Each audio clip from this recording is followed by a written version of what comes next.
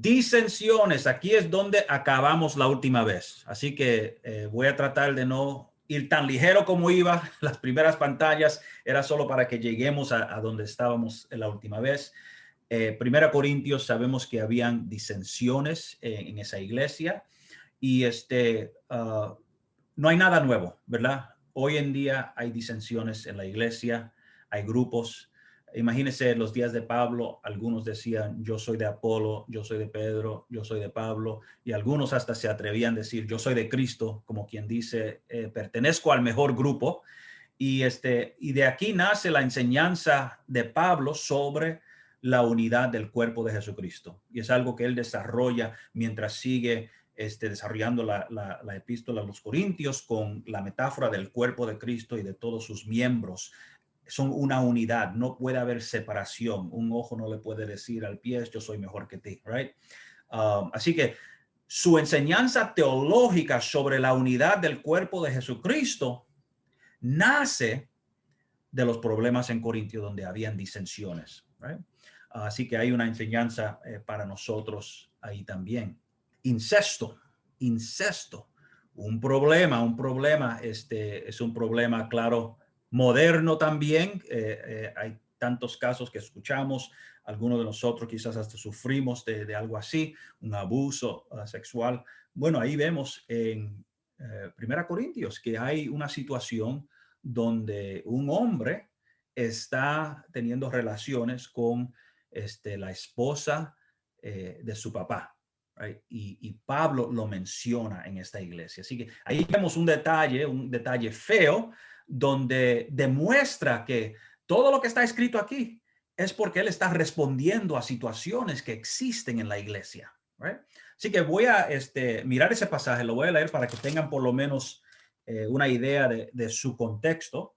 Y dice lo siguiente, quizás un pasaje que hayan leído y lo conocen.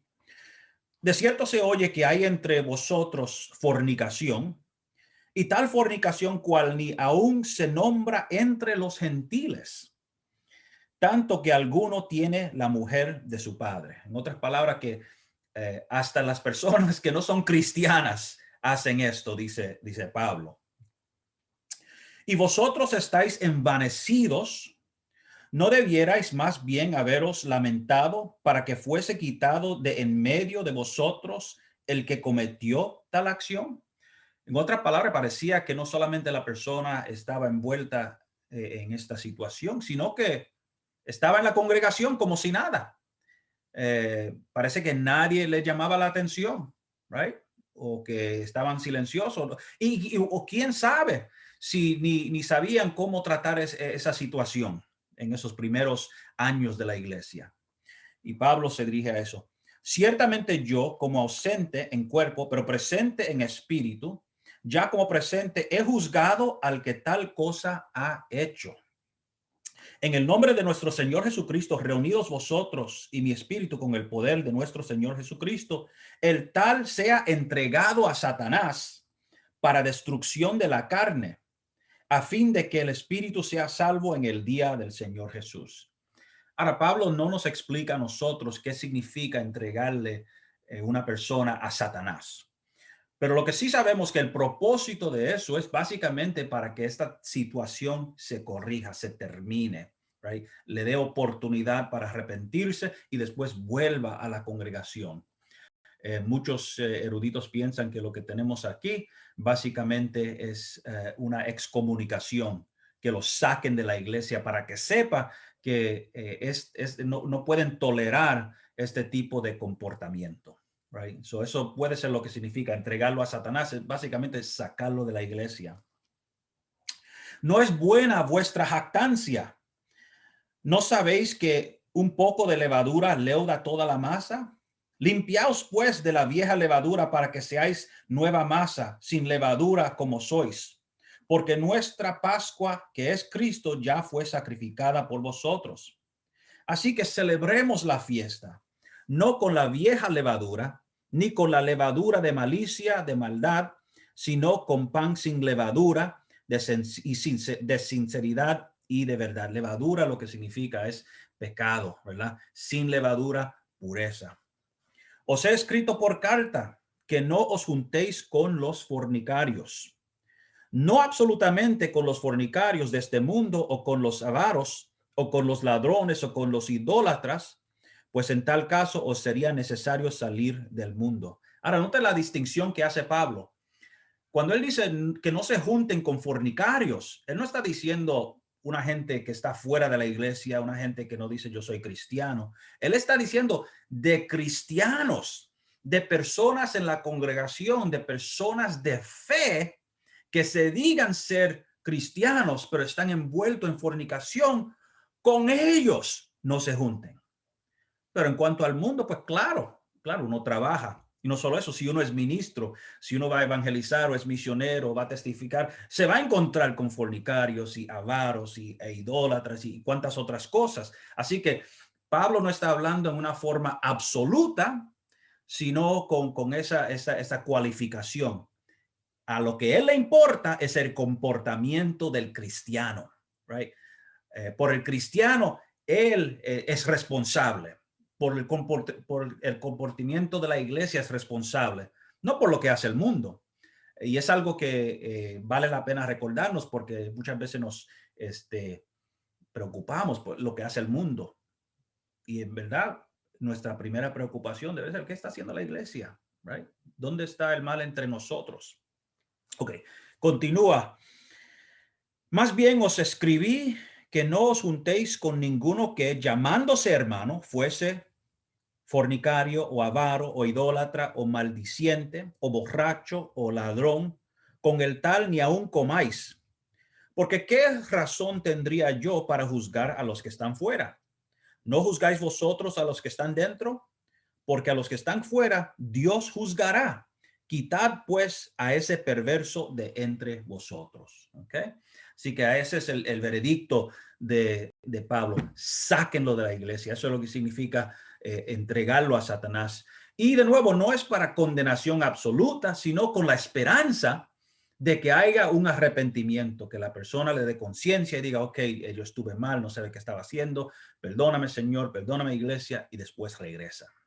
Menosprecio de los débiles en el Señor. Esto es bien interesante. Este pasaje de 8:1 al 11 tiene que ver con la comida ofrecida a ídolos también. Right? So, en ese caso, lo que había dicho Pablo antes acerca de conciencia es lo que aplica aquí. Y uno no puede, este es el mensajito aquí, no debe menospreciar a aquellos que son débiles. So, por ejemplo, supongamos que usted se piensa que es una persona madura y que tú sabes, bueno, eso no es pecado. Y hay una persona por la cual eso es un problema, un pecado, algo que lo hace sentir culpable. Pablo nos dice a nosotros aquí que no menospreciemos a esa persona, que no nos pensemos mejor que esa persona. La actitud de Pablo es una actitud de amor. Por amor a ese alma, uno cambia su comportamiento o uno busca la forma en no ser tropiezo a esa persona. ¿Okay? Marginación de los pobres y desfavorecidos. De esto es lo que empezaba a hablar ahorita y se me olvidó que era del capítulo 8. Habían aquellos en la iglesia que de nuevo eran prósperos, aquellos que eran pobres. Y lo que se sucedía es que cuando la iglesia se reunía para comer la cena del Señor, antes de la cena del Señor tenían una comida y cada cual traía algo, right? So, si era una persona próspera, puede ser que uno traía mucha comida, carne, pan, lo que sea. Si era una persona pobre, quizás no traía mucho, quizás ni traía algo.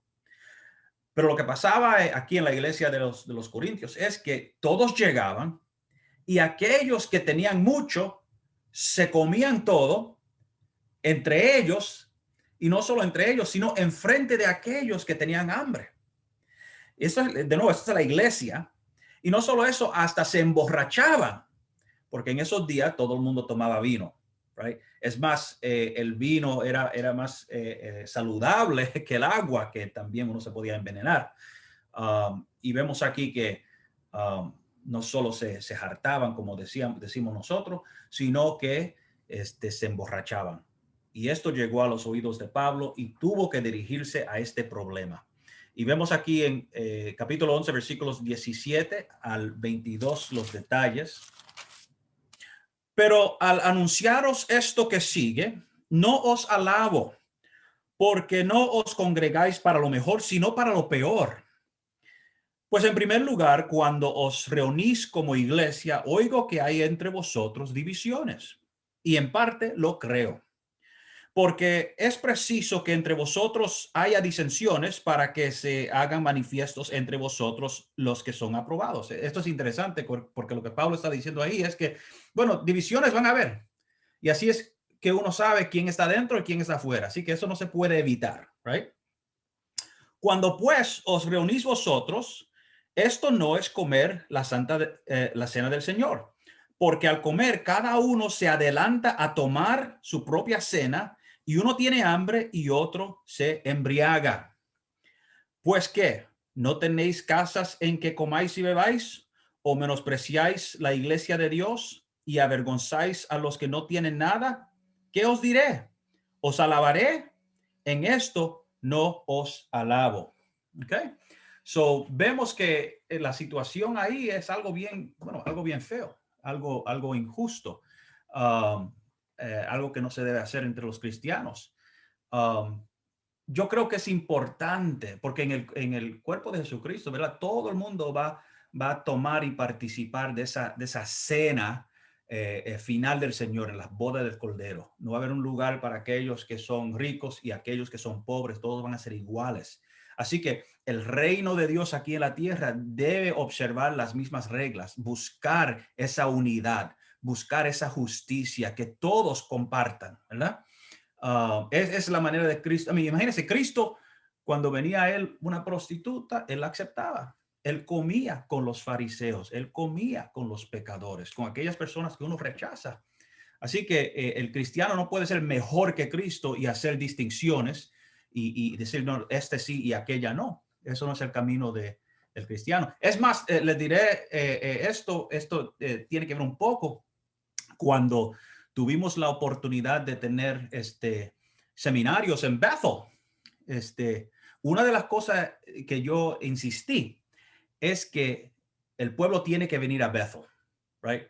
Porque yo quería que el pueblo de Bethel, el pueblo cristiano de Bethel, viera a este pueblo, conociera a este pueblo y que este pueblo conociera al de Bethel, right? Porque hay distinciones socioeconómicas, hay distinciones culturales, hay diferentes historias. También en este mundo existen prejuicios. Hay tantas cosas que suceden que piensan una cosa de un hispano, lo que sea. Aquí viene un grupo de santos, pastores, a su lugar, a adorar a Dios, a escuchar la palabra de Dios. Son cristianos como ustedes y ustedes como ellos. Right? Eso como que quita la división. Y yo creo que para mí eso es el modelo del evangelio y eso es lo que Pablo le está diciendo a los corintios. Esto tiene que ser como el reino de los cielos. No, Dios no favorece. Right? Todo el mundo igual. Ok, seguimos. Ataques y dudas de su autoridad apostólica. Esto es interesante. Pensamos en Pablo como una persona tremenda, una persona con autoridad, una persona con una labia que se convertía a todo el mundo. Sin embargo, cuando leemos las epístolas, sabemos muy bien que hubieron oposiciones. Hubieron aquellos que no lo respetaban. Hubieron aquellos que pensaban, bueno, él enseña bien, pero quizá no predica tan bien. Right? Dudaban de su ministerio, de su llamado. Y todo lo que tenemos en esta epístola es su respuesta. Ahora imagínense, si uno como pastor están dudando de su ministerio, están haciendo preguntas, están dividiendo, eso no es nada nuevo. Pablo se tuvo que enfrentar con todo eso. Así que en esta epístola, en 1 Corintios, hay varios pasajes donde él habla de eso. Así que piense así. Cuando Pablo dice que hay algunos que dicen yo soy de Pedro, yo soy de Apolos, no son simplemente grupitos. Es como quien dice, la persona que diga yo soy de Pedro o yo soy de Apolo o yo soy de Cristo está también diciendo yo no soy de Pablo. Imagínense que le digan eso a uno siendo pastor de la iglesia y quizás hay otros líderes en la iglesia y que le digan a uno, bueno, yo no soy del pastor, yo soy del hermano fulano de tal que da la clase, lo que sea. Es una falta de respeto, right? Es un ataque. Así que cuando uno lee el pasaje a la vista de eso, uno ve que es serio. es poner en cuestión su autoridad. Y si uno pone en cuestión la autoridad de Pablo, uno no lo va a escuchar, no va a seguir su consejo, no va a escuchar sus enseñanzas. ¿Para qué? No me importa. So, Pablo se dirige a ese problema y hay tres porciones escriturales donde hay detalles. Solo voy a leer una en el capítulo 9. Y no, note la retórica. No soy apóstol. Uno no dice eso si no hay duda. No soy apóstol, no soy libre. Imagínense, después de todo lo que ha hecho Pablo por ellos, todo lo que ha sufrido, aún el hecho de que había perseguido a la iglesia y tuvo un encuentro genuino y cambió su vida y levantó iglesia, ahora lo están menospreciando a él. No soy apóstol, no soy libre. No he visto a Jesús, el Señor nuestro, que es un detalle que dice, yo soy apóstol verdadero. Yo vi a Jesús. Ustedes lo vieron, ¿verdad que no? Right? No sois vosotros mi obra en el Señor. Imagínense, eso es como el vaso decirle al Señor, ¿por qué me hiciste así? O no me gusta cómo me hiciste. No, yo soy el Señor, tú eres el vaso, right? Yo soy el pastor, tú eres la iglesia. Si para otros no soy apóstol, para vosotros ciertamente lo soy. Eso es interesante porque eso lo que revela es aquello que había gente diciendo, para mí no es apóstol, para mí no es un enviado de Jesús. Ese hombre yo no lo conozco a él. Hay muchos maestros de ahí.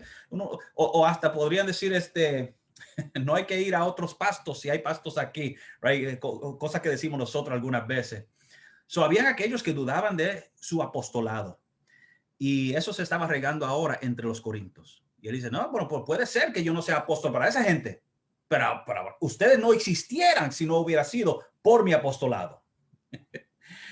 Para vosotros ciertamente lo soy, porque el sello de mi apostolado sois vosotros en el Señor, right? La evidencia está ahí, la grey, right? La medalla del apostolado, la iglesia, right? Ahí está el ID, el énfasis. Contra los que me acusan, esta es mi defensa. Y note, están acusándolo también. De nuevo, piensen qué grande Pablo es, que fue como fundador de la iglesia, es el segundo ahí con Jesús, y en su propia cara lo están acusando. Y se tiene que defender, tiene que aclarar. ¿Acaso no tenemos derecho de comer y beber? ¿No tenemos derecho de traer con nosotros una hermana por mujer, como también los otros apóstoles y los hermanos del Señor y Cefas? Cefas ahí es Pedro. ¿O solo yo y Bernabé no tenemos derecho de no trabajar? ¿Quién fue jamás soldado a sus propias expensas? ¿Quién planta viña y no come de su fruto? ¿O quién apacienta el rebaño y no toma de la leche del rebaño? No estaban considerando su pastor. Right? Él está ahí para servir.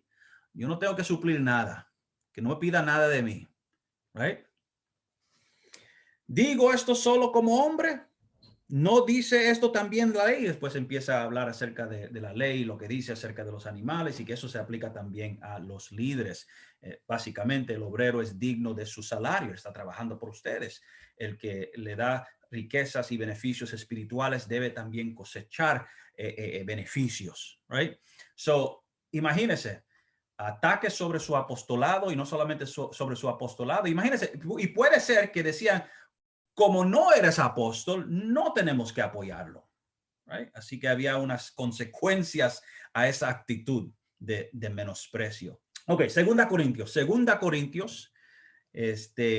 la segunda epístola a los Corintios que tenemos.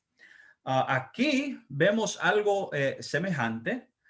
Hubieron un grupo de misioneros cristianos judíos llegaron a Corinto a criticar a Pablo y a su ministerio. Así que ya vimos que habían ataques y que menospreciaban el apostolado de Pablo. Y parece que sigue esa misma canción en Segunda Corintios. Y esto parece que son judíos, cristianos judíos, misioneros, que empiezan a llamarle la atención y decir, bueno, Pablo no es lo que dice. Capítulo 11. Y es interesante, solo voy a mencionar esto. Si uno lee el libro de los Hechos, muchos de los detalles que encontramos en el libro de los Hechos sirven para defender el ministerio de Pablo. En cada capítulo casi encontramos Pablo defendiéndose. Y así es que Lucas lo presenta. Y eso es interesante, porque lo que eso indica es que lo que está diciendo las epístolas, que es que está peleando por su identidad y por su lugar y defendiéndose, es algo que seguía aun cuando Lucas, que escribió después de la muerte de Pablo, Lucas continuaba con la defensa de Pablo, right? Que él siempre, imagínense, el llamado de Pablo, su conversión en el libro de los Hechos, ocurre 3 veces. Se menciona 3 veces. Imagínense, ¿por qué mencionar sus orígenes 3 veces? Porque había dudas. Habían aquellos que tenían preguntas, habían aquellos que no creían. Right? Así que vemos que defender a Pablo era algo que no solamente él mismo hacía con sus iglesias, sino después de su muerte, cuando Lucas escribió la historia de la iglesia, incluye muchos episodios donde Pablo se está defendiendo. Lucas no hubiera tenido que incluir eso si no hubiera sido todavía importante cuando estaba escribiendo. Vemos en 2 Corintios, aquí Pablo de nuevo defendiéndose.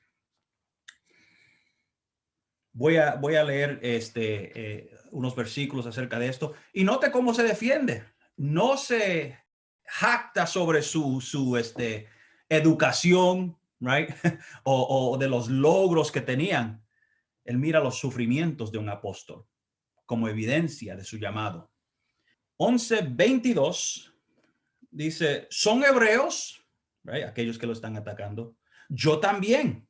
Son israelitas. Yo también. Son descendientes de Abraham. También yo. Así que vemos que la acusación es que él era un falso. No era lo que dice que es. Y dice, no, yo soy israelita, yo soy hebreo, yo soy todo eso. Son ministros de Cristo, como si estuviera loco hablo, yo más. Ahora note, ¿cuál es la evidencia? ¿Cuál es la evidencia de que él es ministro de Cristo? Y es algo que nos debemos preguntar a nosotros cuando le preguntan a uno, bueno, ¿cuál es la evidencia de que tú eres un ministro de Cristo? Y a ver si suena como lo que Pablo dice. En trabajos más abundantes, en azotes sin número, en cárceles más, en peligros de muerte muchas veces. De los judíos 5 veces he recibido 40 azotes menos uno. Y dicho sea de paso, la razón por la cual hacen eso es porque la ley dice que solo le puede dar 40 azotes y si uno le da más, entonces uno es culpable ante la ley. Así que los judíos lo que daban eran 39 para asegurar que no salían desde los 40, pero él los recibió todo. 3 veces he sido azotado con varas, una vez apedreado, 3 veces he padecido naufragio, una noche y un día he estado como náufrago en el alta mar, en caminos muchas veces, en peligros de ríos, peligros de ladrones, peligros de los de mi nación, peligros de los gentiles, peligros en la ciudad, peligros en el desierto, peligros en el mar, peligros entre falsos hermanos, en trabajo y fatiga, en muchos desvelos, en hambre y sed, en muchos ayunos, en frío y en desnudez. Y además de otras cosas, lo que sobre mí me agolpa cada día, la preocupación por todas las iglesias. Imagínense, ¿cómo se sabe que es ministro de Dios? Bueno, ahí lo tiene. Ahí tiene toda la evidencia. No tiene nada que ver con educación, no tiene nada que ver con poder, no tiene nada que ver con lisonjería y labia y conocimiento. Tiene que ver por lo que uno ha sufrido por Cristo. Esto es una persona que ha decidido tomar su cruz con el fin de ser clavada sobre ella. Right? Eso es un ministro. Así que toda esta gente diciendo, bueno, él no es hebreo, él no es israelita, él no es esto y aquello, no predica bien. Oh, no, no, no, no, no. Mire la evidencia. Todo lo que he llevado a mi cuerpo por causa de Cristo. Ok. A ver si había algo más ahí. Una cosita más dice, si es necesario gloriarse, me gloriaré en lo que es de mi debilidad. Ahora imagínense, ¿quién le iba a decir a él, bueno, yo sufro más? Y yo también he sido agobiado y atacado. Eso no era el ataque de ellos. Right? So, es su forma de decir, yo soy un cristiano y un ministro de Cristo que ha pagado el precio. Soy una persona genuina y con integridad. He tomado en serio este llamado hasta el punto que sufro y sufro hasta la muerte. Right? Pablo es el mismo que dice luego en Filipenses que es un regalo de Dios, no solamente creer en él, sino sufrir por él. Right? Y claro, Pablo cuando dice esto, no solo se está defendiendo, diciendo, mire la evidencia, le está dando a los corintios un ejemplo de cómo ellos deben percibir este camino cristiano. Ellos también deben de esperar, añorar la oportunidad de sufrir por Jesús. Alguien le había hecho mal a Pablo. La epístola no describe cuál fue el mal, pero parece que fue algo personal. Pero vemos aún así que Pablo perdona. El 7:12, así que aunque os escribí, no fue por causa del que cometió el agravio, ni por causa del que lo padeció, sino porque se os hiciese manifiesta nuestra solicitud que tenemos por vosotros delante de Dios. Sí, se refiere a eso. Y luego en otra parte habla de perdonar el individuo. Así que aún así Pablo, aunque fue algo personal, algo que lo chocó, que le hizo daño y le dolió, después de dirigirse a esa situación, lo perdona. Y en eso es ejemplo también para los corintios. Ok, Gálatas. Gálatas aquí otra vez un grupo de misioneros cristianos judíos que insistían que los cristianos gentiles se tenían que circuncidar y guardar la ley en adición a creer. Ahora, note lo interesante.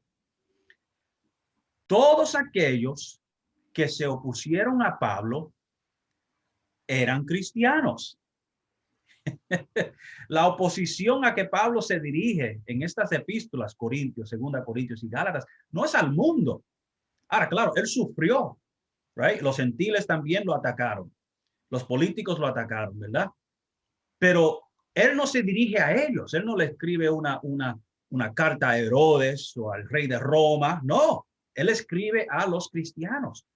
Y en esas cartas vemos que hay otros cristianos que lo atacan. Así que el hecho de que hoy en día hay pastores que están atacando a otros pastores no es nada nuevo.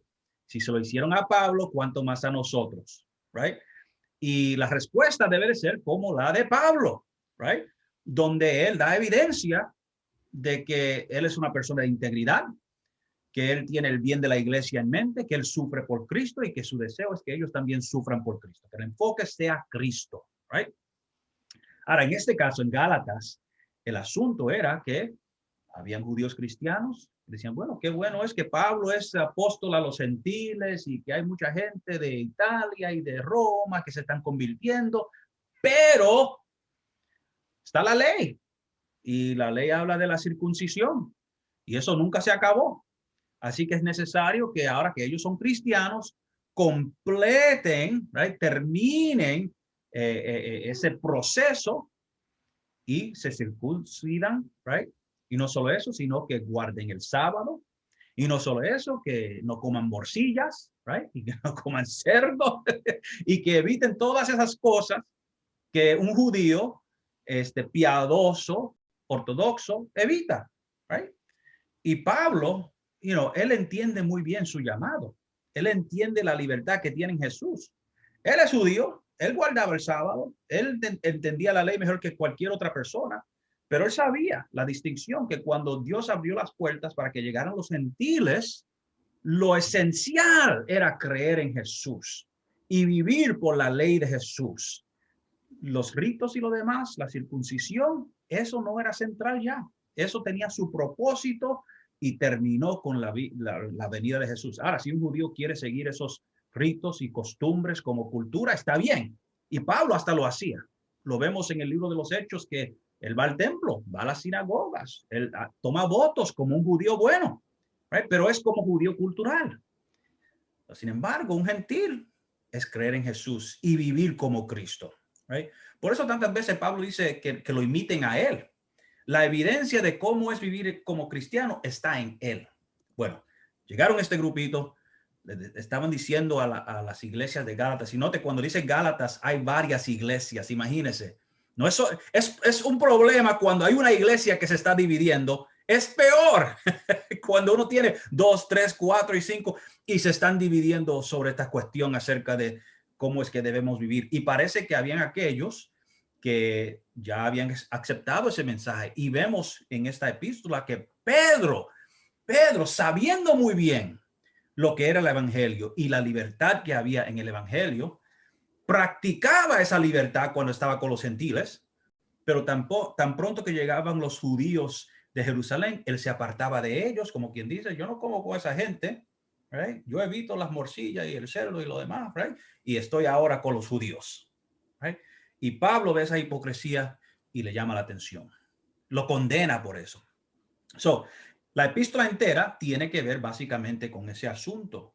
Y habla también acerca de la circuncisión. En Filipenses lo llama la mutilación, right? Y hasta Pablo está tan enfogonado que dice que él desea que aquellos que están enfatizando esta circuncisión que se castren, right? Como quien dice, que terminen la obra y que se castren, right? Y la ironía de esa palabra que usa Pablo es que según la ley, si uno tenía un defecto en su cuerpo, entonces uno era excluido de la asamblea. Si era ciego, tartamudo, tenía un brazo, el miembro, que no lo tenía, lo que sea, excluido. Así que Pablo está diciendo, ustedes están diciendo, mire, que se circuncidan para que sean parte. ¿Por qué no se castran para que salgan? Right? Un poco enojado el apóstol ahí. Ok, grupo de misioneros cristianos judíos insistían que los cristianos gentiles se tenían que circuncidar y guardar la ley en adición a creer. Y para Pablo eso era básicamente descarriarse. El énfasis era el opuesto a lo que debía hacer. Ok, Filipenses. Disensiones. Ok, en otra palabra, o divisiones. Esta epístola enfatiza bastante la unidad y basa esa unidad sobre el ejemplo de Cristo. Y no solo eso, habían líderes que estaban peleando aparentemente, y Pablo los menciona por nombre. Si notan el libro de Filipenses, capítulo 4, versículos 2 y 3. Imagínense que uno sea miembro de la iglesia de Pablo y cuando él escriba una epístola, le llame la atención en esa epístola y después esa epístola se convierte en Biblia y todo el mundo sabe que tú eres un problema en la iglesia. Capítulo 4, versículos 2 al 3, dice lo siguiente: ruego a Evodia y a Síntique que sean de un mismo sentir en el Señor. ¿Por qué? Porque estaban divididas, habían disensiones. Estas eran dos líderes en la iglesia, y noten que eran mujeres que eran líderes en la iglesia, right? Las mujeres fueron las primeras que escucharon las nuevas de Jesús, que se convirtieron a Cristo, estuvieron ahí en la tumba, eran muy importantes. Pero en este caso, habían dos que eran líderes, pero sin embargo, parece que chocaban. Y Pablo dice, le digo a ellas que piensen la misma cosa, right? Sean de una mente. Asimismo, te ruego también a ti, compañero fiel, que ayudes a estas que combatieron juntamente conmigo en el evangelio, con Clemente también y los demás colaboradores míos, cuyos nombres están en el libro de la vida. Es interesante que él quiere asegurar que nosotros entendamos. Ellas son dignas, combatieron en el evangelio. Cuando él primero empezó a regar el evangelio, ellas combatieron. Ellas fueron útiles. Sus nombres están en el libro de la vida, pero ahora hay una situación que Pablo no describe donde hay una división entre ellas. Y eso es algo dañino para la iglesia. Así que él pide que ellas se reconcilien, que piensen la misma cosa. Básicamente es que se reconcilien, que dejen de pelear, que busquen trabajar juntas con un propósito. Y eso es algo que vemos en este pasaje, pero en otras partes de Filipenses también. Otro pasajito, solo dos versículos aquí 2 al 4, dice lo siguiente Pablo a los filipenses: completad mi gozo sintiendo lo mismo, teniendo el mismo amor, unánime, sintiendo una misma cosa. Nada hagáis por contienda o por vanagloria, antes bien con humildad, estimando cada uno a los demás como superiores a él mismo, no mirando cada uno por lo suyo propio, sino cada cual también por lo de los otros. Así que el problema que hubo entre las divisiones, no solamente de estas hermanas, sino parece que había más en la iglesia, que lo que le importaba más era lo suyo que lo de los demás, right? Que se consideraban más importante que los demás, right? Y él dice, completad mi gozo, piensen lo mismo, sean del mismo sentir, tengan el mismo propósito, que nadie se crea mejor que el otro, right? Y podemos ver ahí, nada cambia, right? Porque hoy en día así mismo somos, right? También había el peligro de la insistencia en la circuncisión para cristianos gentiles. Así que el problema que hubo en la iglesia de los Gálatas también existía en Filipenses. Ahora no era lo mismo que en Gálatas, porque en Gálatas se había regado sobre varias iglesias que estaban ya considerando y moviéndose hacia el judaísmo y sus prácticas, pero ese peligro existía también con los filipenses y él lo menciona, capítulo 3, versículo 2. Y note las palabras que usa Pablo, de nuevo, palabras fuertes. Como dicen los puertorriqueños y quizá otros latinos también, no tenía pelo en la lengua, ¿right? Lo decía como era raspado. Capítulo 3, versículo 2 y 3 dice, guardaos de los perros, guardaos de los malos obreros, guardaos de los mutiladores del cuerpo. Esa palabra mutilador del cuerpo está refiriéndose a la persona que practica la circuncisión, que está tratando de decirle a los cristianos gentiles que se tienen que circuncidar. No es una circuncisión, no tiene nada de espiritualidad, es mutilación, right? Comparado a servir a Cristo. Perros ya eran yo sé que nosotros, muchos nos gustan los perritos, pero para un judío el perro era un animal inmundo. Y eso Pablo se refiere a los inmundos de esa manera. Es más, en el libro Apocalipsis, cuando venga el reino de los cielos y la nueva Jerusalén y todo, dice que afuera estarán los perros, right? Y es una forma de referirse a la inmundicia. No se preocupe si tiene un perro que ama, quizás está en el cielo, quién sabe. Son 3, 2 al 3. Capítulo 7, versículo 7 al 11. Un pasaje que ya lo conocen muy bien. Solo voy a leer estos versículos para que tengan más contexto. Pero cuantas cosas eran para mí ganancia, las he estimado como pérdida por amor de Cristo.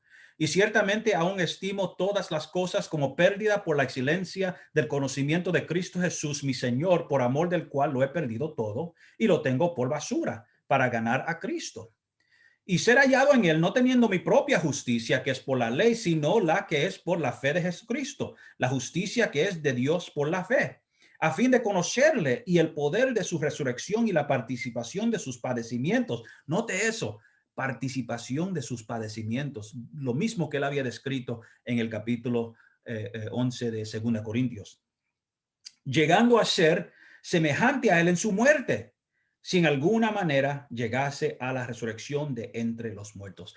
En eso se deben enfocar, no en la ley y sus tradiciones y sus ritos, en padecer por Cristo, en conformarse a Cristo. Primera Tesalonicenses, ansiedad, había ansiedad en esta iglesia. Primera Tesalonicenses, dicho sea de paso, creo que lo he mencionado ya en otra ocasión. Esta fue la primera epístola que Pablo había escrito. Así que si quieren ustedes saber qué es lo primero que se escribió después de la muerte de Cristo, Primera Tesalonicenses es. Aquí vemos los orígenes del cristianismo según Pablo y según la situación en Tesalónica. ¿De qué era la ansiedad? Bueno, Pablo no había vuelto después de establecer la iglesia, right? Imagínense, está en la iglesia, o no, va a Tesalónica, funda la iglesia, pero tiene que salir por la persecución y Pablo está preocupado. ¿Qué le habrá pasado a la iglesia? ¿Estarán perseverando? ¿Cómo están? Y entonces decide enviar a Timoteo a animarla. Por eso esta epístola, cuando Pablo la escribe, menciona a Timoteo también. So, de nuevo, imagínense, va a un lugar, hay mucha oposición, por la gracia de Dios establece la iglesia, hay conversiones, hay sanidades, hay personas que sus vidas han sido cambiadas, pero la oposición y la persecución es tanta que tiene que salir lanzado de la ciudad, huyendo. Claro, se va a preocupar, ¿qué le habrá pasado a ellos? ¿Pudieron perseverar? Y entonces envía a Timoteo con esta epístola para saber de ellos, right? Díganos cómo está la grey, cómo está los hermanos, sufrieron, perseveraron, están creciendo, han menguado y Timoteo regresa con un reporte positivo, right? Que siguen animados y siguen creciendo. Y no solo eso, sino que se han convertido en un ejemplo para las demás iglesias. Sí, era más de lo que esperaba Pablo. Noticias buenísimas.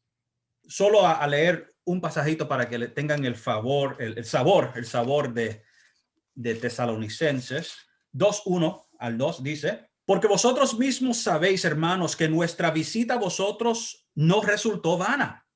Pues habiendo antes padecido y sido ultrajados en Filipos, como ya sabéis, tuvimos denuedo en nuestro Dios para anunciaros el evangelio de Dios en medio de gran oposición. En otras palabras, cuando Pablo llegó hacia los tesalonicenses, era huyendo de los filipenses, right? Pudo alzar una iglesia allá, hubo oposición, tuvo que huir, dio fruto también su visita en Tesalónica y después tuvo que salir también, y se refiere a eso.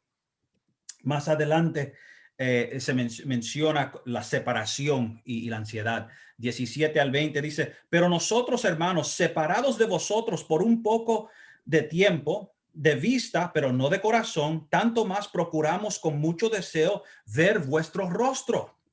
Por lo cual quisimos ir a vosotros, yo, Pablo, ciertamente una y otra vez, pero Satanás nos estorbó. Porque cuál es nuestra esperanza o gozo o corona de que me gloríe. ¿No lo sois vosotros delante de nuestro Señor Jesucristo en su venida? Vosotros sois nuestra gloria y gozo. Y después en el 3 en adelante es donde menciona el papel de Timoteo en recibir noticias. Dice: por lo cual, no pudiendo soportarlo más, acordamos quedarnos nosotros solos en Atenas, y enviamos a Timoteo, nuestro hermano, servidor de Dios y colaborador nuestro en el evangelio de Cristo, para que confirmaros y exhortaros respecto a vuestra fe, a fin de que nadie se inquiete por estas tribulaciones, porque vosotros mismos sabéis para esto estamos puestos. Mire qué interesante. Pablo había evangelizado a los tesalonicenses, se convirtieron, tuvo que huir por la persecución, se preocupó por el estado de la iglesia, envió a Timoteo a averiguar. Y una de las cosas que dice Pablo acerca de lo que él les había enseñado es que no se inquieten por estas tribulaciones, porque para esto estamos puestos. En otra palabra, recién convertidos ya se les había enseñado que hay un precio en seguir a Cristo. Y ese precio es parte del paquete, es parte del llamado. Eso es lo que significa tomar su cruz, es para ser clavado sobre ella. Es una enseñanza para nosotros, quizás que pensamos que para que la gente no se vayan o no huyan, tenemos que prometerle tantas cosas de consuelo, paz, bendición, prosperidad. ¿Quién sabe cuántas cosas le ofrecemos como si fueran las Navidades? Sin embargo, lo que Pablo le ofrece es tribulación. No se preocupe, porque esa es evidencia de que está bien. Right? Ok, para terminar. Porque también estando con vosotros os predecíamos que íbamos a pasar tribulaciones, como ha acontecido y sabéis. Por lo cual también yo, no pudiendo soportar más, envié para informarme de vuestra fe, no sea que os hubiese tentado el tentador y que nuestro trabajo resultase en vano. Pero cuando Timoteo volvió de vosotros a nosotros y nos dio buenas noticias de vuestra fe y amor, y que siempre nos recordáis con cariño, deseando vernos como también nosotros a vosotros. Por ello, hermanos, en medio de toda nuestra necesidad y aflicción, fuimos consolados de vosotros por medio de vuestra fe. Porque ahora vivimos si vosotros estáis firmes en el Señor. Hubo sufrimiento con los tesalonicenses, hubo sufrimiento con Pablo, pero mutuamente fueron afirmados y se regocijaron en el hecho de que crecían y estaban firmes en el Señor. Right? Esos son los valores cristianos. Right? No es que uno esté cómodo, que todo vaya bien, que no haya problemas. No, es que en medio de todo eso, la fe siga creciendo, fortaleciéndose. Es lo que ofrece el evangelio. Ok. Preocupación por el destino de los muertos, la segunda venida de Cristo. Ok, habían aquellos que escucharon a Pablo hablar acerca de la venida de Jesús. Viene otra vez, right? Y lo que pasó fue que algunos se habían muerto y Cristo no había venido. Y en esa etapa temprana de la iglesia, no habían experimentado toda la enseñanza de la iglesia, todo lo que tenía que ver con la escatología, qué vendría a ser, y se preocuparon por aquellos que se murieron. ¿Y qué de ellos? No estuvieron aquí para la segunda venida. Y Pablo clarifica, no se preocupen, que cuando suene la trompeta, ellos primero son los que se van a ir, van a resucitar de entre los muertos. Y entonces nosotros seremos arrebatados con ellos. Así que él tuvo que aclarar la teología del futuro, la escatología. ¿Qué va a pasar con los muertos? No se apure, que ellos no se van a perder, right? No van a perder la oportunidad o perder ese viaje hacia el cielo. Ellos se van a adelantar y nosotros después de ellos. Y note también que Pablo, esta primera epístola de Pablo, parece que Pablo espera estar vivo, right? Durante el rapto. Él dice, nosotros que estamos vivos, como quien dice, él viene durante mi vida, right? Así que vemos cuán temprana esta epístola es. Cuando lleguemos a otras epístolas que escribió más tarde, habla con un poco de incertidumbre. Puede ser que esté, puede ser que no. Y luego dice que soy un sacrificio, right? Así que aún ahí podemos ver la humanidad de Pablo en su apostolado, que certeza, yo me voy. Luego se da cuenta, wow, pasaron varios años, right? No sé, pero sí siempre tenía su esperanza en Jesús, que vendría, sea que él estuviese vivo o muerto, pero de todo modo iba a irse con él. Right? So, Tesalonicenses. Segunda Tesalonicenses, parece que esta epístola fue escrita, bueno, casi inmediatamente después de la primera epístola. ¿Por qué? Porque las personas todavía tenían preguntas acerca de, bueno, y del anticristo, porque estaban aprendiendo, right? So, ahora el temor que ellos tuvieron era que el Señor había llegado. Quizás vino y ya todo sucedió y nos quedamos, right? Y Pablo aclara básicamente, bueno, estas son las señales que tiene que observar, right? Y habla del hombre de pecado, el anticristo y cuantas otras cosas. Y aún viendo eso, no hemos llegado al fin. Así que aclara el timetable, como decir, la cronología.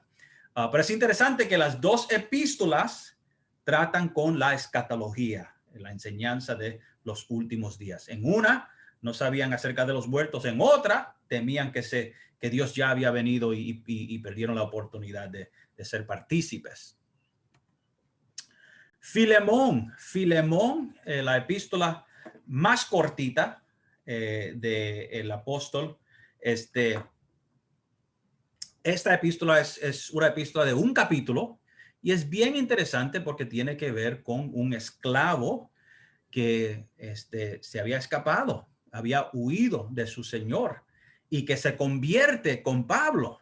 Y después a Pablo lo devuelve a su dueño, pero de la forma en que lo devuelve, básicamente está pidiendo que le dé la libertad, porque ahora es no propiedad, simplemente es hermano y ayuda para Pablo. So, dos o tres detalles aquí. El retorno de Onésimo. Onésimo era el esclavo de Filemón, right? So, no sabemos las circunstancias que ocurrieron, pero sí Onésimo huyó de Filemón. Filemón sí era cristiano. So, en esos días cristianos tenían esclavos, era parte de la economía y la cultura de Roma. So, Filemón tenía su esclavo. Filemón era cristiano. Parece que Filemón también tenía una iglesia en su hogar, right? Pero Onésimo huyó, se escapó. ¿Quién sabe por qué? Quizás fue abusado, quizás lo maltrataron. Nadie se va porque le da la gana, right? Se encontró con Pablo, Pablo le ministró, compartió el evangelio y se convirtió, right? Ahora Pablo podía soltarlo y decirle, bueno, vete y sirva al Señor. Pero él supo que lo correcto era devolverlo, pero también pedir por él, right?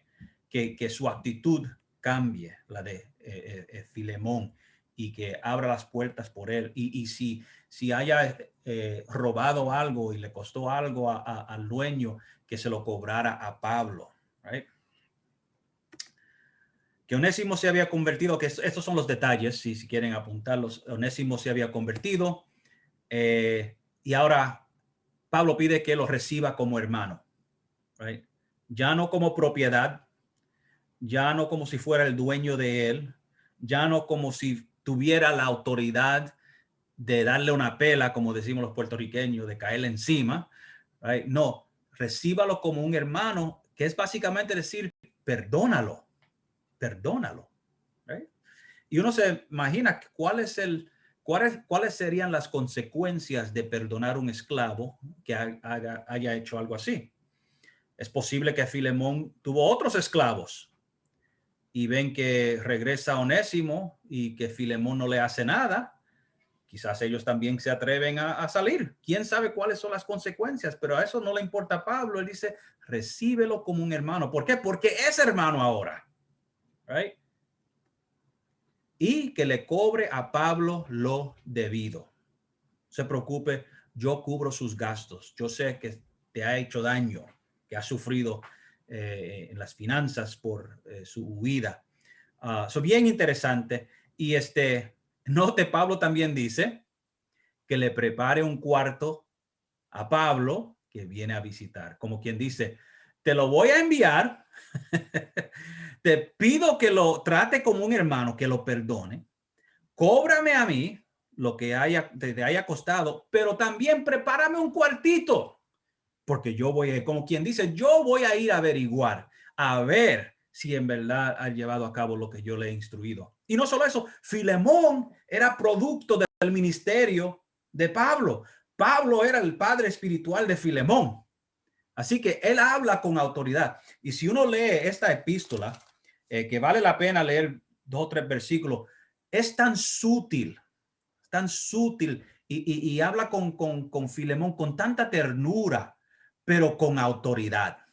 Right? Es como quien dice, llega una persona con autoridad que te puede hacer daño, pero te habla como si fuera un amigo. Uno lo piensa 2 veces. Uno sabe que es mejor cumplir. Right? Es mejor hacer lo que le han dicho. Déjame leer 2 o 3 pasajes, versículos, solo para que tengan el gusto. Dice, por lo cual, eso es Filemón, el versículo 8, por lo cual, aunque tengo mucha libertad en Cristo para mandarte lo que conviene. Pablo dice, yo te puedo mandar a hacer esto. Más bien te ruego por amor, siendo como soy, Pablo, ya anciano y ahora, además, prisionero de Jesucristo. Eso es otra cosa. Pablo está en la prisión. Right? Podría decir Filemón, bueno, yo no sé cuándo tú vas a venir, tú estás en la cárcel. Yo no sé qué va a suceder contigo. Pablo, en vez de mandar, ruega. Te ruego por mi hijo Onésimo, note, su hijo, note la ternura, a quien engendré en mis prisiones. En otras palabras, que fue en sus prisiones que conoció a Onésimo y se convirtió. El cual en otro tiempo te fue inútil, pero ahora a ti y a mí nos es útil. El cual vuelvo a enviarte, tú pues recíbele como a mí mismo. No como si fuera un esclavo, como a mí mismo. Yo quisiera retenerle conmigo para que en lugar tuyo me sirviese en mis prisiones por el evangelio, pero nada quise hacer sin tu consentimiento, para que tu favor no fuese como de necesidad, sino voluntario. Es una lisonjería bien sutil ahí, porque básicamente está diciendo, mire, el que debe estar ayudándome aquí en la prisión eres tú, Filemón. Sin embargo, él me está ayudando. Y él puede quedarse aquí y ayudarme, pero yo te lo voy a enviar a ti. Right? No quiero hacer algo a las malas. Vamos a hacer a las buenas. Él es hermano de nosotros ahora. Right? Porque quizás para esto se apartó de ti por algún tiempo para que le recibiese para siempre. Hermanos, por la eternidad. No ya como esclavo, sino como más que esclavo, como hermano amado, mayormente para mí, pero cuánto más para ti, tanto en la carne como en el Señor. Wow. Así que, Si me tienes por compañero, recíbele como a mí mismo. Y si en algo te dañó o te debe, ponlo a mi cuenta. Yo, Pablo, lo escribo de mi mano, yo lo pagaré, por no decirte que aún tú mismo te me debes también. Right? Don't forget, you owe me. You owe me. Sí, hermano, tenga yo algún provecho. Sí, hermano, tenga yo un provecho de ti en el Señor. Conforta mi corazón en el Señor. Te he escrito confiando en tu obediencia, sabiendo que harás aún más de lo que digo. No solo lo que yo recomiendo aquí en una forma bien tierna y pacífica, que va a hacer todo lo que pueda para hacer más de la cuenta. Prepárame también alojamiento, porque espero que por vuestras oraciones os seré concedido. Okay? I mean, that's just a beautiful, rhetorically beautiful passage. En su retórica es una epístola hermosa, cortita, un capítulo, pero impactante, right? Ok. Conclusión. Y esto es las conclusiones de las epístolas, ¿verdad? Pablo detalla planes de viaje que afectarán los lectores. Así que no solo les da instrucciones acerca de su comportamiento, cómo deben creer, correcciones, instrucciones, pero también tiene planes. Va a viajar. Algunas veces necesita la ayuda de ellos, algunas veces quiere mandarles algo. Right? So tenemos esos detalles. Normalmente estas son las partes que quizás ustedes no las leen o no se predica mucho de estas porque parecen detalles cotidianos y no tienen el oro teológico, pero son importantes. En Romanos capítulo 15, versículos 22 y 33, da detalles de los planes que tiene. Ya los mencioné, pero tengo el detalle aquí, planes de viajar a España. Right? Y lo que quisiera tener es el apoyo de Roma. Right? Como les dije, nunca los conoció los de Roma, pero él sí conocía a muchos que estaban en Roma, en las iglesias, y al final del libro menciona todos los nombres de ellos.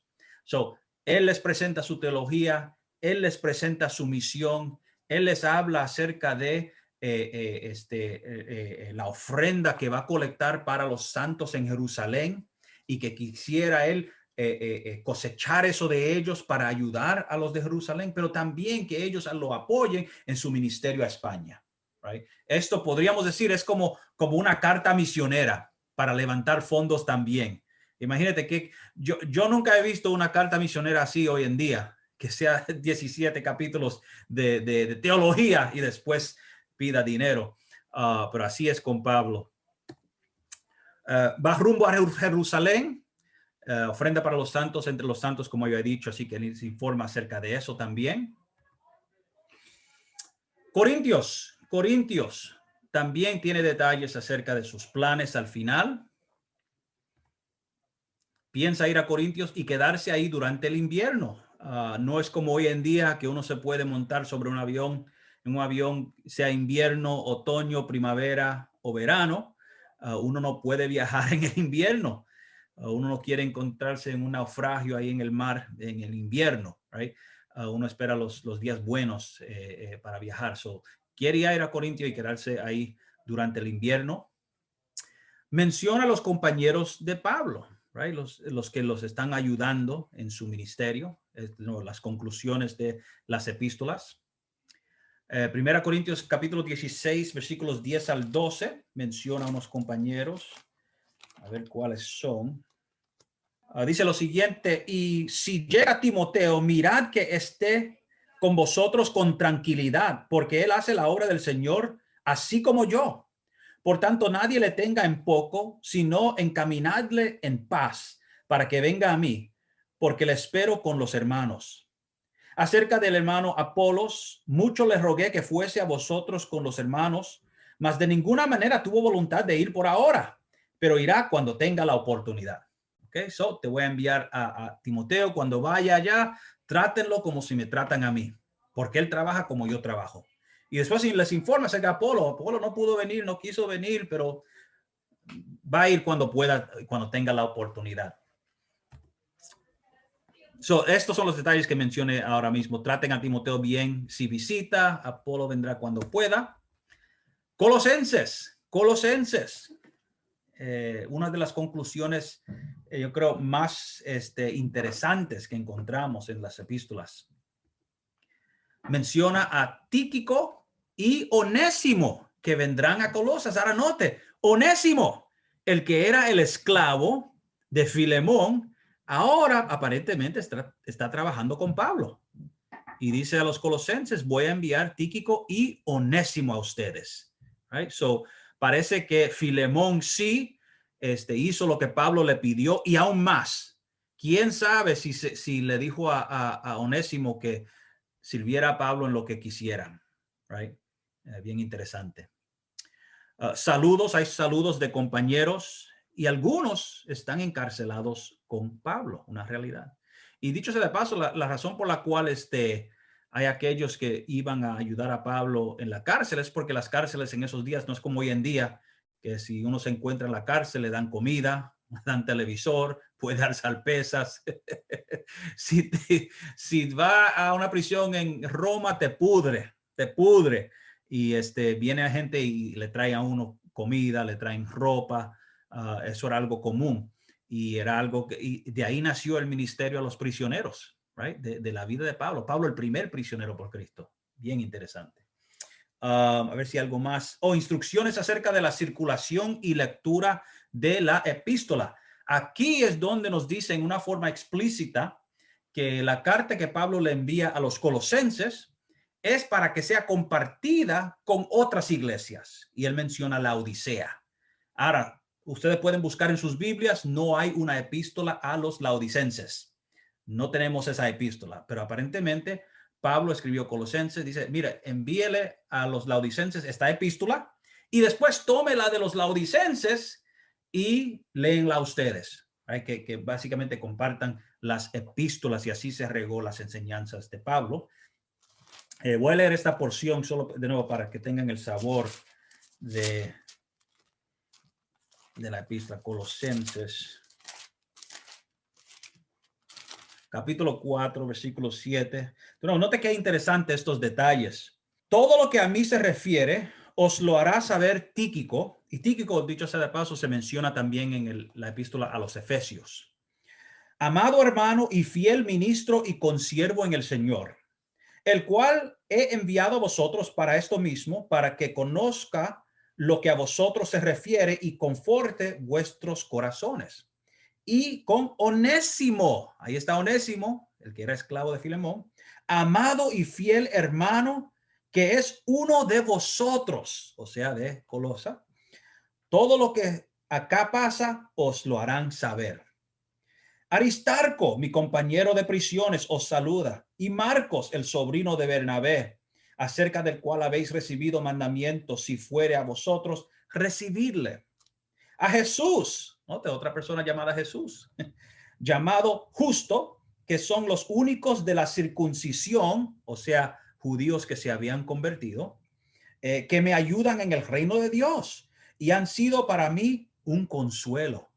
¿Por qué dice esto? Porque habían judíos que sí se habían convertido, pero que insistían en competir con Pablo en su ministerio, right? Con sus insistencias. Os saluda Epafras, el cual es uno de vosotros, siervo de Cristo, siempre rogando encarecidamente por vosotros en sus oraciones, para que estéis firmes, perfectos y completos en todo lo que Dios quiere. Porque de él doy testimonio de que tiene gran solicitud por vosotros y por los que están en la Odisea y los que están en Hierápolis. Hierápolis es otra iglesia o otro lugar donde hay iglesias o iglesias que no se menciona en el Nuevo Testamento. Right? Os saluda Lucas, el médico amado, y Demas. Saludad a los hermanos que están en la Odisea y a Ninfas y a la iglesia que está en su casa.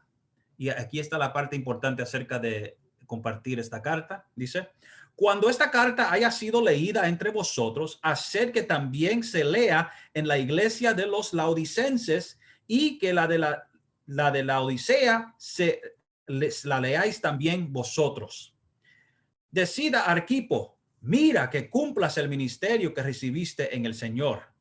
La salutación de mi propia mano de Pablo. Acordaos de mis prisiones. La gracia sea con vosotros. Amén. ¿Okay? Así que lo último que le dice, no solamente acerca de compartir las epístolas, sino que, mire, hay una persona que recuérdale que cumpla con su ministerio. Necesitaba un empuje aparentemente. Y note que él toma la pluma, por decirlo así, y escribe su firma. Dice, esto viene de Pablo. Ok. Romanos 16. Tenemos la recomendación de Febe, que es una diaconisa y la que lleva la epístola. Okay, so ella es la que está cargando esta epístola para ir a los romanos, dársela a los romanos. No vemos el papel de las mujeres en el Nuevo Testamento. Dice lo siguiente: os recomiendo además nuestra hermana Febe, la cual es diaconisa de la iglesia en Kencrea, que la recibáis en el Señor como es digno de los santos y que la ayudéis en cualquier cosa en que necesite de vosotros, porque ella ha ayudado a muchos y a mí mismo. Tremenda recomendación de Pablo. Saludos a algunos en Roma y de algunos con Pablo. Y esto es interesante porque, de nuevo, como Pablo no conoce, o la iglesia en Roma no lo conocen, sí hay personas allí que lo conocen, right? So él menciona a esas personas como quien dice, mire, yo conozco esta persona, aquella, le mando saludos, como quien dice, para que ellos digan algo de mí. Right? Ellos pueden confirmar, yo soy quien digo que soy y represento el evangelio que yo les estoy presentando. Y también manda saludos de aquellos que están con él, que los conocen a ellos. Es una forma de inspirar confianza entre los dos.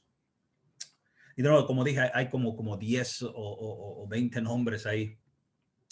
Y después, al final, la doxología o la bendición. Cada epístola termina con una doxología, que es básicamente el momento donde el apóstol le da gloria a Dios por la oportunidad y por ellos, y lo menciona al final. Y yo creo que esto es el final de esta pantalla.